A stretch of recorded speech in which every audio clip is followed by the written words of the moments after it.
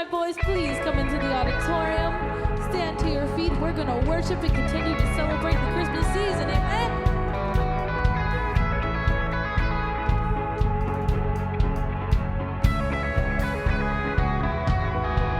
There is a river where goodness flows. There is a fountain that drowns sorrow. There is an ocean deeper than fear. The tide is rising, it's rising. There is a current stirring deep inside. It's overflowing.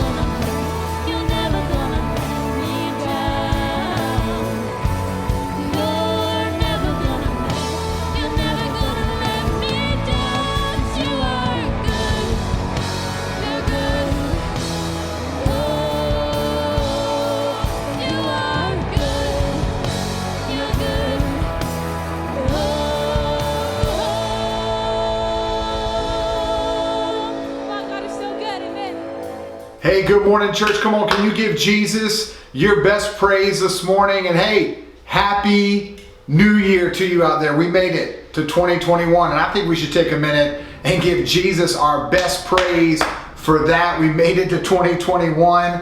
Let's give a declaration that this year is going to be our best year yet. We're believing God for immeasurably more, and we trust Him in that. We know that 2021 is going to be a great year in the life of Limitless Church, and we're believing that in your life as well. Thank you for joining us online. You're with us here, and a part of our church is back, of course, meeting in physical gatherings, and we love that we are one church in two unique environments, physically gathered together and here online.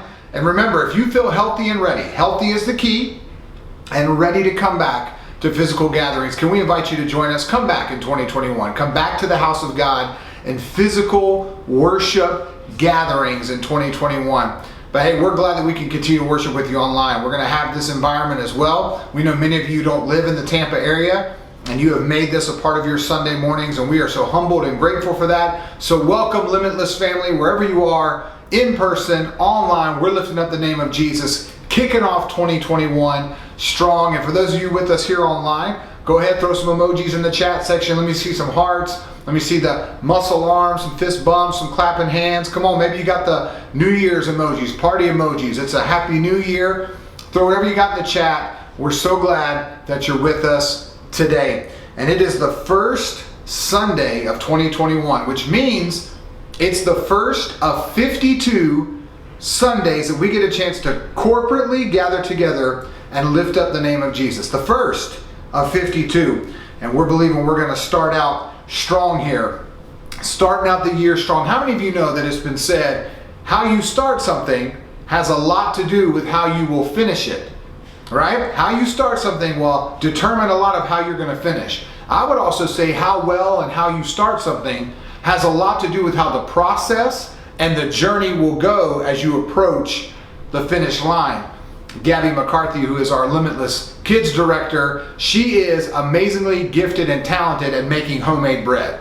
I've seen her Instagram videos. I'm waiting on a sample of the bread. It's going to have to be quick because the fast is coming up. We're going to talk about that. But she has become amazing at making bread. Her husband Chris will tell you that. He said he had to loosen up the pants a little bit eating that bread, but she's good at it. She makes homemade bread. Now, I've never made bread, but I do understand there are some vital components to making a loaf of bread that must happen as you start the process.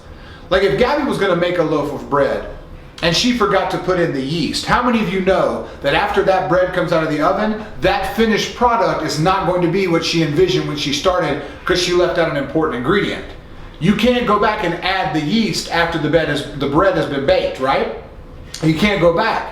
That's something that has to be done at the start of the process. You can't add it in at the end. You can't even add it halfway through. Once it is in its process of cooking, whatever you did at the front end is going to be what it is. And so when you leave out something vital in the start, it affects how it finishes. The same is true for us. How we start things, if we don't start them correctly, is going to have a big, big factor on how we finish them. Now some people are going, well, that's not true. It's not how you start, it's how you finish.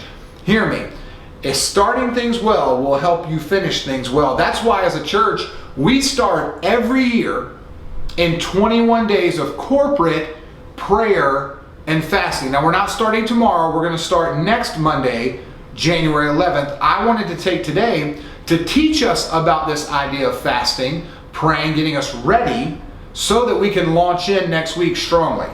But I wanted to help set it up. And we do this every year because we want to take the first part of our year to truly seek God, seek His heart, seek His desires. What does He want from our church for this year? But hopefully for you personally, what does He want from you this year? Like, God, what is it that you want to do in my life? Seek Him first. Seek Him first, and all the other things are added in. Remember, so seek God. When we do that, we set apart these 21 days to corporately pray and fast and set us up for what we believe is going to be a great year. And I think more than ever, we need it, especially this year. We want to start well. We're believing this is going to be a great year. And every year, God gives me a word for our church. The word last year was the word breakout. That's the word He gave me, right? And then a few months later, we had an outbreak. We had a pandemic. I got them backwards. No, the breakout happened. Maybe it didn't happen the way I thought, I envision God doing a breakout different, but what we learned in the midst of the pandemic, I know personally, and we've heard it in the lives of others, God did some amazing breakouts in people's lives. Like they broke off of old habits and patterns and things that were unhealthy, and they set some new rhythms in place, some new life in place, and they did break out. They saw God bring a breakout in some incredible ways. That was the word he gave our church. And the word he's given our church for 2021 is this word, activate. Activate. And I think probably more than ever, that's why it's going to be vitally important for everyone, yes, everybody, to join us in 21 days of prayer and fasting. I believe these 21 days we're going to set apart starting next Monday on the 11th to January 31st. That time we're going to set it apart. I believe it's going to be a huge tool that God uses in the preparation stages to get us ready for activation, to activate his church this year, to see us be a church that's set ablaze and impacting our community and our family and friends and the world around us. This 21 days is going to be a vital part of that, preparing us for that activating season. So I want to invite you to join us. Remember, Jesus was in the wilderness for 40 days, praying and fasting. 40 days. And it was that season that prepared him and launched him into his 3 years of ministry, where he was now ready to do all that God had called him to do. It was that preparation time in the wilderness. Now hear me. I know many people hear this word fasting and all you can think about is not eating, right? Like, oh, I'm not allowed to eat anything. Or maybe you think, oh wait, I have to give up everything I like for 21 days, starve, suffer, be miserable, and have the worst 21 days to start my year. No thank you, I just went through 2020. Pause. That's not what anybody's saying here. That's not what we're saying. A lot of times people hear fasting and you know it, like you hear them and they enter a fast and that's what they think about. Oh, I'm going to give everything up. Or when someone's in a fast, you know it because they constantly tell you, oh, I'm fasting. Oh my gosh, our church is fasting. Or you just see it on them. They walk and they carry themselves and act in this way of fasting, which is counter to what the Bible says. Matthew 6:16-18 says this, when you fast, do not look somber as the hypocrites do, for they disfigure their faces to show others they are fasting. Truly I tell you, they have received their reward in full. But when you fast, put oil on your head, wash your face, so that it will not be obvious to others that you are fasting, but only to your Father who is unseen. And your Father who sees what is done in the secret will reward you. Back in 2009, I participated in my first fast, and I chose to do what's called a Daniel fast, which is something I've done almost every year since then. I'm doing it again this year. I will do the Daniel fast. And the Daniel fast is basically where you eat no meat, no sweets or sugar, no bread. You get rid of all that stuff and you drink water and 100% fruit juice, and that's it. You basically just eat fruits and vegetables and grains, right? Some of you are like, that sounds miserable. Hold on real quick. This type of fasting is based off of something we learned from Daniel chapter 1 verse 12. That's where we call it the Daniel fast. Now Daniel and his friends, Hananiah, Azariah, and Mishael, you know them as Shadrach, Meshach, and Abednego. That's their Hebrew names were Hananiah, Azariah, and Mishael. That's why I call them that. All of these young men now are in Babylonian captivity, but they refuse to give in to those ways. They're going to honor God. So they tell him when they're told to eat the king's food and all these things, they say, no, we're not going to defile our bodies. The verse says, please test your servants for 10 days. Give us nothing but vegetables to eat and water to drink. It goes on to say, see if we're not healthier than everyone else. Now some of you are going, oh, okay, I get it with the food, vegetables and water and some fruit, but it said 10 days. Why are we doing 21 days? Can't we just do a 10-day fast? That's what Daniel did. Hold on real quick. I want to explain why we choose to do 21 days. Later on in the book of Daniel in chapter 10, we find the reason that we choose to do 21 days. It says in verse 2 of Daniel 10, at that time, I, Daniel, mourned for 3 weeks. Somebody say 3 weeks. 3 weeks. I ate no choice food, no meat, no wine touched my lips. I used no lotion at all until the 3 weeks were over. How long is 3 weeks? Come on, 21 days. 21 days. Now hear me real quick, pause. He said he didn't use any lotion. Go back to the Matthew verse. Please wash your face. You clean yourself. Somebody's like, oh good, I can just let myself go for 3 weeks. Don't do that. Do not fast cleanliness, and do not fast showering. Like bathe, shower, smell good. Your coworkers will appreciate it. Your family will appreciate it. He didn't use lotions here. In other words, putting oils and things into his body. Didn't eat the meat, didn't eat the wine. Once again, 21 days, 3 weeks. And look what happens at the end of 21 days. Verse 12. Then he continued, the angel has now appeared to Daniel. It says this, do not be afraid, Daniel, since the first day that you set your mind to gain understanding and to humble yourself before your God, your words were heard, and I've come in response to them. Notice, Daniel's praying. Since the first day he started praying. This is now 3 weeks later. It says in verse 13, but the prince of the Persian kingdom resisted me 21 days. 21 days. Then Michael, one of the chief princes, came to help me because I was detained there with the king of Persia. Now I have come to explain to you what will happen to your people in the future, for the vision concerns a time yet to come.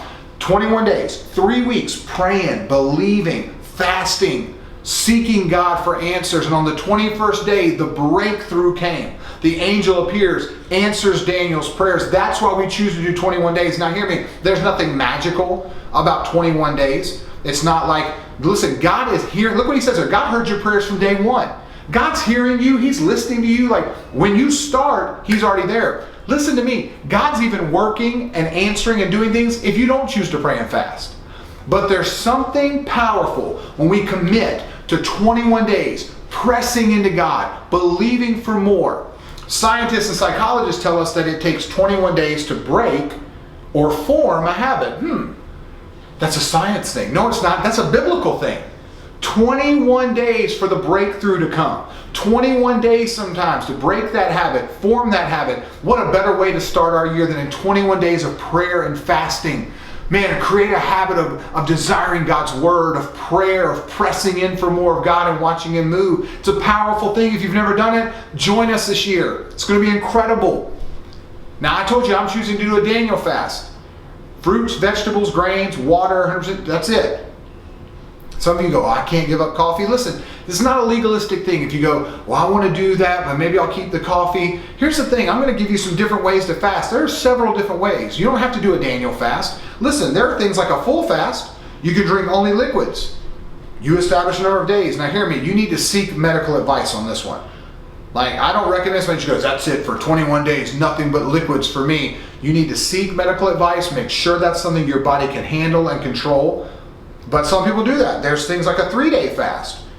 It can be a full fast. It could be the Daniel fast. It could be you give up an item, but it's 3 days. Like 3 days out of the week, I'm really going to fast. I'm going to do that. Whatever you choose.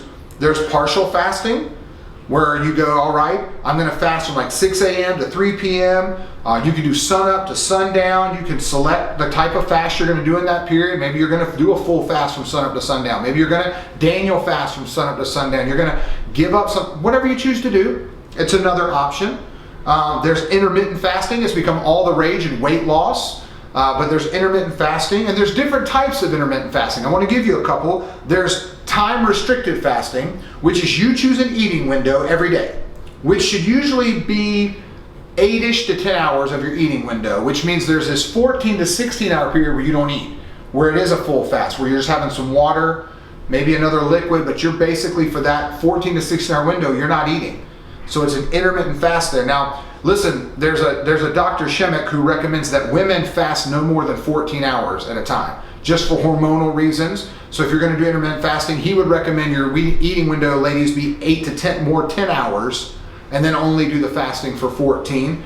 So maybe you're going to say, I'm going to eat from 10 a.m. to 6 p.m., and then the rest of that time I'm going to fast, or 8 a.m. to 6 p.m., whatever that is. There's that kind. There's overnight fasting, which this approach tends to be easier for some people. They go, all right, I'm not going to eat any more at 7 p.m., and then I will eat again about 7 a.m. the next morning. And there's still some great benefits of that 12 hours. Now again, this is not about weight loss. There are physical benefits to fasting. That's not the goal. So don't look at it and say, oh, this is a weight loss plan. No. When you're in that 12-hour window, if you choose 7 a.m. to 7 p.m., that 7 p.m. to 7 a.m. window, praying, pressing in, seeking more of God, believing for it. It's not just a not eating. There's also what's called a 5-2 fast. This is a new one I learned. This idea is you eat normally for 5 days, like you're not counting calories, you're kind of eating how you would, and then for 2 days, you don't eat any more than 500 to 600 calories. Or maybe you full fast for those 2 days. And the thought in this process is you can do anything for 2 days. Listen, what you decide is between you and God. He will honor your sacrifice, whatever it is you're going to give. Because there's also this idea of not even doing food whatsoever. Maybe you just want to give up something for 21 days. Some people from more denominational backgrounds are used to this around Lent, the 40 days leading up to Easter where you give up something. So maybe you're saying, you know what? I'm going to press into God and I'm going to give up social media. A lot of people choose to do that. It's a great one. Just give up social media for 21 days. Maybe you're going to give up TV for 21 days. Maybe you're going to give up like streaming services like no Netflix or Disney Plus or Amazon Prime or HBO Max. Like you're going to give those up for 21 days. Other times, maybe like consuming like the phone or internet sites like so Amazon or Pinterest, you're going to give those things up, like compulsive shopping. It could be a number of things. Maybe it's I'm going to give up complaining for 21 days. Whatever the case may be, it doesn't have to be food. If it is something that is hindering your closeness to God, your relationship with God, you're going to set that aside, give it up for 21 days to press in for more of Him. That's what we're after. Whatever you're going to give up, sugar, sweets, coffee, so you're like, no way, that's fine, compulsive spending, whatever it may be, give up something. Now hear me, I'm not an expert when it comes to fasting.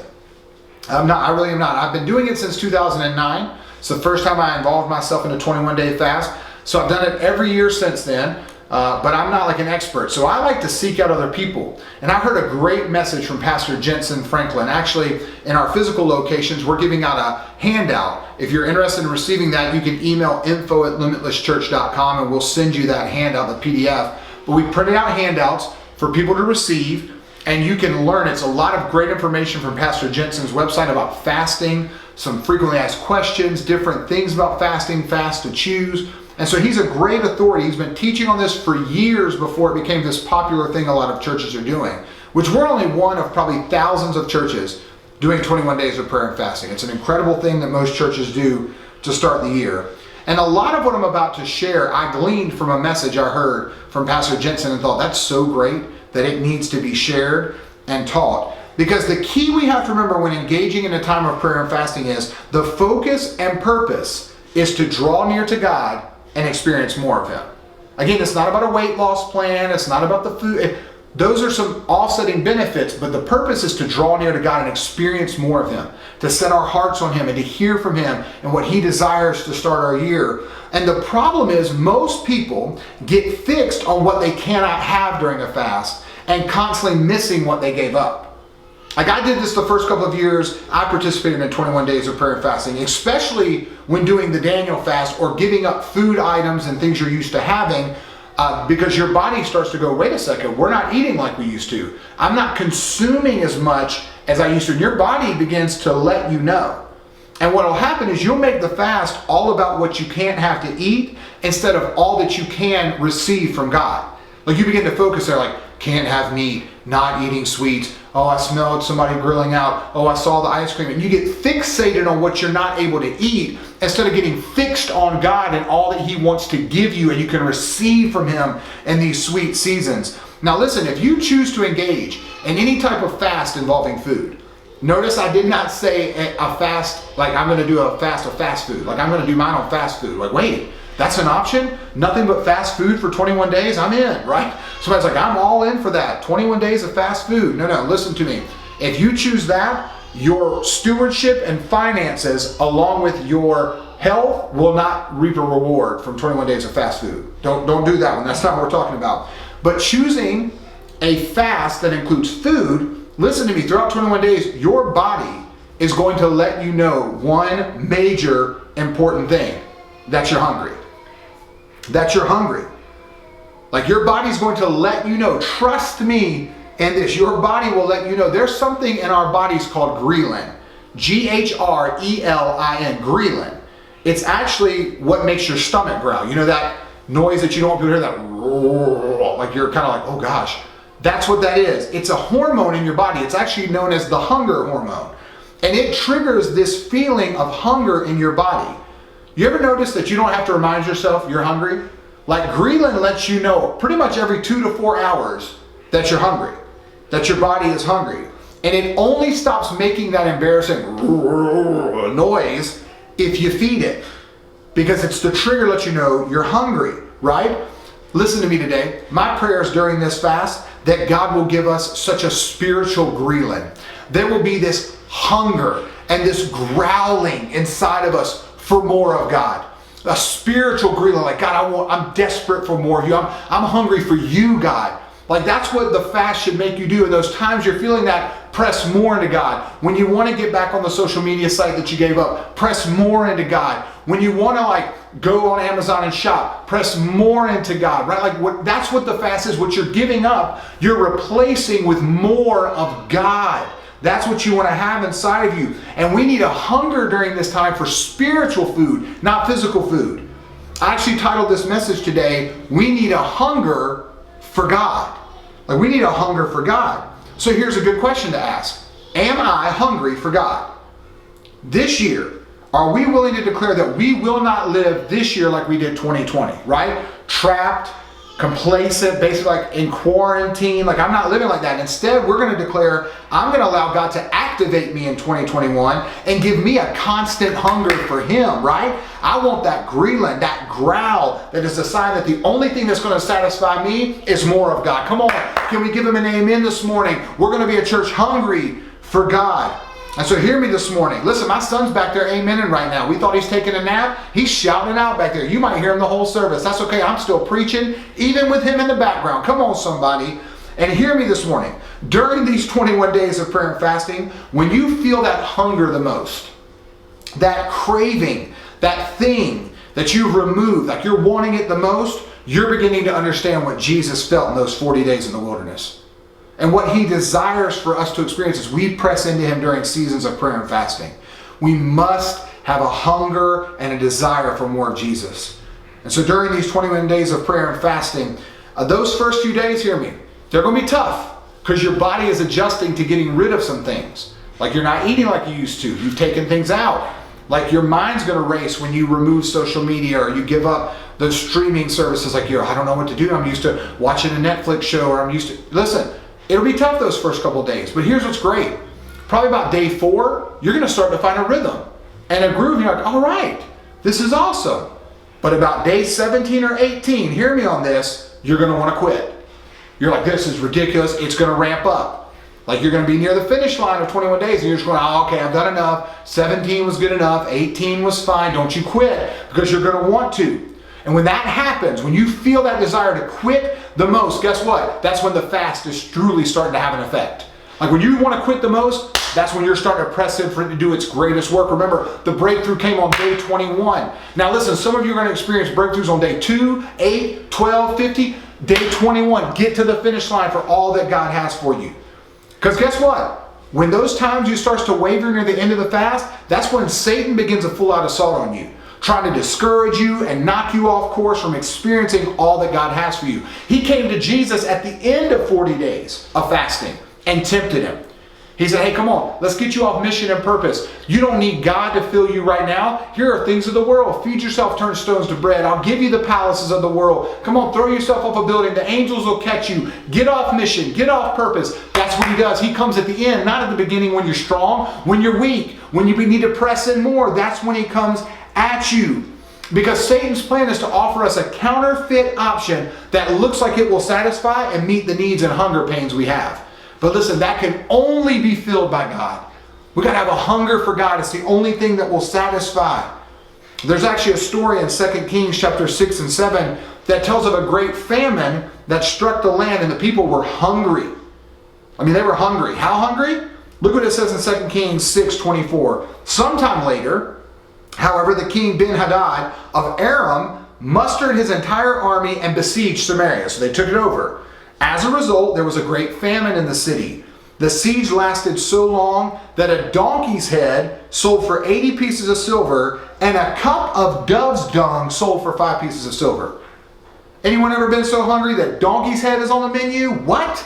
They peeled back the flesh, the skin, and ate the flesh of a donkey's head. Like they were eating dove's dung. You ever been so hungry that that's on the menu? What? That's in the Bible. This is what the people were eating. And guess what we can learn from that? When you are hungry and you don't consume the right things to satisfy your hunger, you will consume things you never thought you would. And you will try and fill that hunger with things that will never satisfy you. Those things will actually only leave you hungry for more. But guess what will happen? You will have now harmed yourself and wasted resources trying to get things you thought would satisfy that only left you hungry for more. Hear me today. Maybe for you it's not a donkey's head. It's not dove's dung. But it's junk food. It's alcohol. It's drugs. It's sex. It's relationships, it's money, it's possessions and stuff, and you've tried to fill the void inside of you with all these different things, and guess what? You're still hungry. Like you're still empty. You haven't been filled because you've tried to fill those spiritual hunger that can only be filled by God with carnal desires. That's what you've done. Look, they ate a donkey's head and dove's dung. That's what happened to them. And guess what? When you start to go down this path of feeding your hunger for God with carnal, fleshly desires, things go from bad to worse real quick. Look what happens down in verse 27 right after that.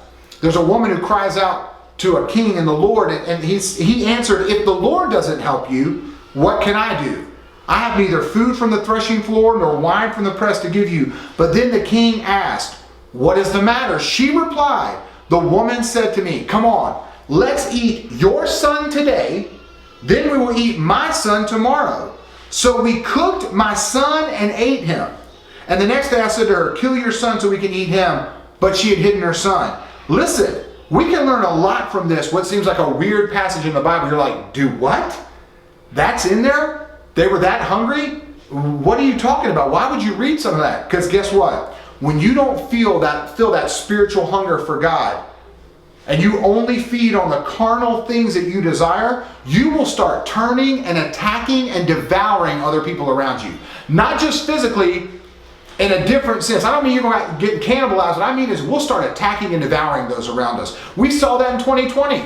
People got so hungry and they needed God to fill it, but they didn't allow Him to, that they started turning on people, devouring people, berating people, tearing people apart, and division. And all of these things came in because we didn't feel this hunger for God. 2020 should have made us press more into God, turn more to God. But when we didn't, we tried to fill this hunger we had for God with other things, and we started tearing each other apart and devouring each other. That's what we saw. It happens.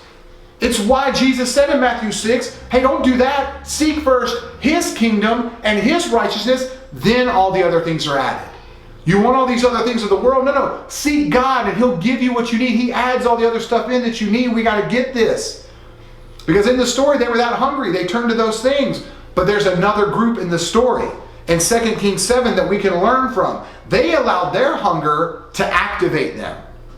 Look here. It says there were 4 lepers sitting outside the city gates. If you don't know what leprosy is, it's a disease where your limbs actually rot and the flesh rots off, like fingers, toes, limbs, like they just rot away. It's what leprosy is.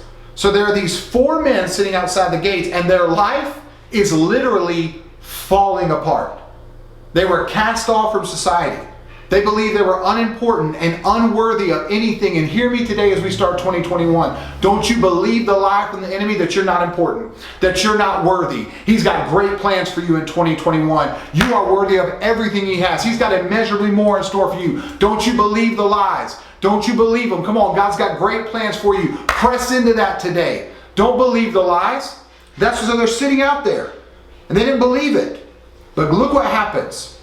Our hunger for God should spur activation for all He's called us to do. It did the lepers. Look what it says here in 2 Kings 7, 3-4. Now there were 4 men with leprosy sitting at the entrance of the city gates. And they said, why should we sit here waiting to die? They asked each other, we will starve if we stay here, but with the famine in the city, we will starve if we go back there. So we might as well go out and surrender to the Aramean army. If they let us live, so much the better. But if they kill us, we would have died anyway. Makes sense? These men are going, all right, here's the deal. If we stay here, we're going to die. And if we go back into that city where the famine is, we're going to die. So why don't we go to the Aramean army? We'll just surrender ourselves. If they kill us, we were going to die anyway. But if they let us live, it's a good deal, right? So they make that decision. Their hunger activated them. They made the decision. And look what happens, how God prepared the way. They get to the Aramean camp, and there's no one there. Because God had stirred up fear in the Aramean camp, and they fled. And when they fled, they left everything. Food, money, possessions. It says that the lepers went into the tent and ate until they were satisfied, and they thought we could keep this for ourselves. But their hunger had been satisfied. They understood it was God. They went to the Israelite leaders and said, hey, their camp is empty. They then went out and plundered everything. They were now satisfied. They had possession. And God met them in the middle of it. Their hunger spurred action. It was the hunger of the lepers that led them to that. And you need to know today that hunger can do for you what talent and ability never could. That your hunger will. The lepers asked themselves, why should we sit here and die? And sometimes the only thing that's going to get you out of your current circumstances is a hunger. Like, look, if you carried over some things from 2020, you're like, oh man, this is so horrible. Come on, get hungry. Let your hunger spur you out of your circumstances. It will drive you. It'll push you. That's why as we enter into these 21 days of prayer and fasting, hear me this year, our whole lives, every day should be about hungering for more of God. This year, come on church, let's start 2021 with a desire and commitment to be a church that is hungry for more of God. We used to sing that song, we are hungry, we are hungry, we are hungry for more of you, right? Come on, let's be that church, Limitless Church. Let's declare we're going to have a hunger for God unlike anything we've ever had this year. And may our hunger for God lead us to becoming activated and the active church that God sees. Come on, that's our word this year. Activate us, God. Hunger is going to lead you one of two ways. Hear me this morning. It's going to lead you one of two ways. It's either going to get you closer to God or you're going to start chasing things that are not of Him. This hunger inside you needs to be filled by God. Either you're going to press more into Him or you're going to chase things that are not of Him. And I just want us to choose wisely. Don't forget Genesis 25, 29 through 34, we know the story of Esau, who was so hungry. And in a moment of weakness, he did not fill his hunger for God with God. Instead, he filled it with his fleshly desires. He lost his birthright by feeding a real hunger for God with soup. He chose soup instead of God in that moment. And we need to know that there are things that hunger will take you to that you can never achieve without a hunger for God. Like there are things that your hunger is going to lead you to that it better be a hunger for God. Because God has everything we need. Matthew 5 says, they that hunger and thirst for righteousness will be filled. We got to have the right hunger. The hunger should be drawing us closer to God. Esau chose wrong. He lost his birthright and his blessing by filling a hunger with the fleshly desires instead of more of God. But then on the flip side, we see the story of the prodigal son. You remember, took his inheritance early, basically said, Dad, you're dead to me. Went off and squandered all the money to the point where he ends up serving pigs in a pigsty. And he looks down and thinks to himself, what am I doing here? And remember, he goes back home in the story, but what made him go back home? It wasn't his living situation. It wasn't the filth. It wasn't his loss of money. Why did he go back home? He was hungry. He was hungry. Luke 15:17 tells us that. He sits there and says, I'm feeding slop, and the servants in my father's house are fed and taken care of, and yet I'm here hungry. I'm here dying of hunger. It was his hunger that motivated in that moment. He said, look, I don't care if I go back and I'm a slave in my father's house. I will no longer let this hunger make me sit here and die. He got activated and went back home. Listen to me today. Hunger drove him out of desolation back to restoration. Woo! Somebody needs to hear that today. Your hunger should lead you out of your desolation and into your restoration today. Let the hunger drive you. Because if your hunger is not drawing you closer to God, it's most likely drawing you farther away from Him. We got to draw close to God. Because listen to me, when we as the people of God come together and corporately fast and pray for these 21 days of prayer and fasting starting on January 11th, and we get this holy spiritual ghrelin, this growling, this hunger for God, a desperation for God to move and activate His church, guess what happens? It's going to shake hell and it's going to disrupt the devil. Come on, let's get ready during these 21 days for all that God has. We're going to commit that in 2021 we are not going to fill that hunger with things of the world. We desire for God to fill our hunger with more of Him. Come on, a passion for His Word, a passion for prayer, for worship, for community. Come on, we're going to have a hunger this year. We're going to start teaching these next week. We're going to go through our core values. How's God going to activate our church? By us embracing the core values that we have. Come on, what are those? We're going to have a hunger this year for Jesus to be our message. We're going to have no other message. We're going to have a hunger for people to be our heart. We're going to have a hunger that worship is our first and immediate and always response to our great God. We're going to have a hunger that servant leadership is our calling. We're called to serve. Man, we're going to have a hunger that generosity is our culture. I want to live a life of generosity. And we're going to have a hunger for enjoying life. That's the goal. Come on, church, we believe that this year. Let's get hungry for God. Are you hungry for Him? We need a hunger for God. So let me tell you this morning. If you're out there watching this right now, and you're feeling that gnawing in your stomach, like it's growling, and you have a hunger for more, and you are desperate for something in your life that's been missing, and you have tried to feed it with everything but Jesus, hear me today. That hunger is never going to get satisfied until you take the first step to surrender your life to Jesus and make a commitment that starting today, you are living your life fully surrendered to God. You're acknowledging your sin, that you have lived a life separated from God. Maybe somebody out there has never done this. Like you've gone to church and you've read the Bible and you think that's gotten you saved, but you've never admitted and recognized, like, I have a sin problem. Like I have a life of sin that has kept me separated from God, and I have never asked God to truly forgive my sins and repented of the life I've been living. Maybe you've never done that. We all need to, and that's why you've still had that gnawing inside. Listen, Jesus is the only one who can satisfy that hunger and fill that need. And maybe it's time for you to surrender your life to Him today and experience what Jesus said when He said, I'm the bread of life. Whoever comes to me will never be hungry again. Whoever believes in me will never be thirsty. Like, you want to have that hunger satisfied, that thirst satisfied, you got to come to Jesus. Right now, if you're out there and saying, I want to surrender my life to Jesus, I want to lead you through a prayer right now that will allow you to do that. Come on, repeat after me. If you're out there right now, this is your moment with God. Say, Jesus, I love you. Thank you for loving me enough to die for my sins. I ask you to come into my life. Forgive my sins. I want to have a personal relationship with you. Save me, Jesus. I'm all in with you. God, we thank you for those who prayed that prayer for the first time. Maybe it was a rededication. Maybe it was a first true commitment of a relationship with Christ.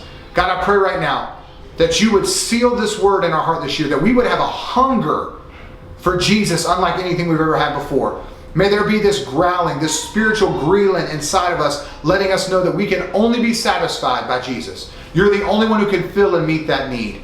And this year we commit to be a church that is passionately pursuing you. Come activate your church this year, God. Come set us ablaze for the glory of Jesus. Allow us to take the love of God to the world around us that desperately needs you, that is hungry and starving for an encounter with you.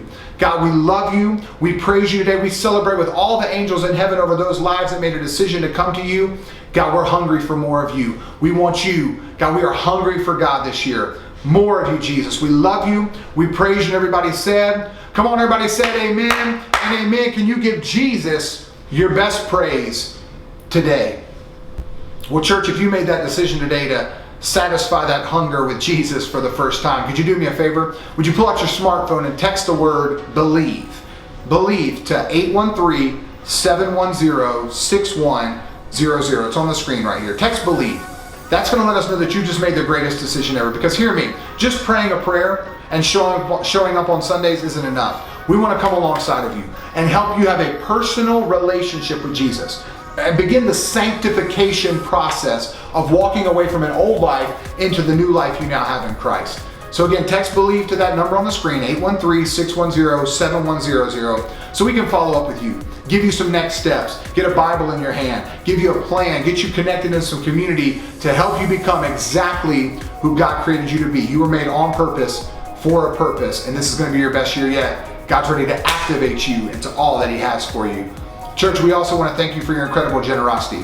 You blow us away nonstop with how much you love your church. Thanks to your generosity, we brought somewhere over $7,000 in for our Heart for the House offering at the end of 2020. Come on, that's a praise Jesus. That's going to allow us to do great things. Next Sunday, I'm going to give you some prayer points as we get ready for 21 days of prayer and fasting. We're going to pray for some specific things as a church, corporately.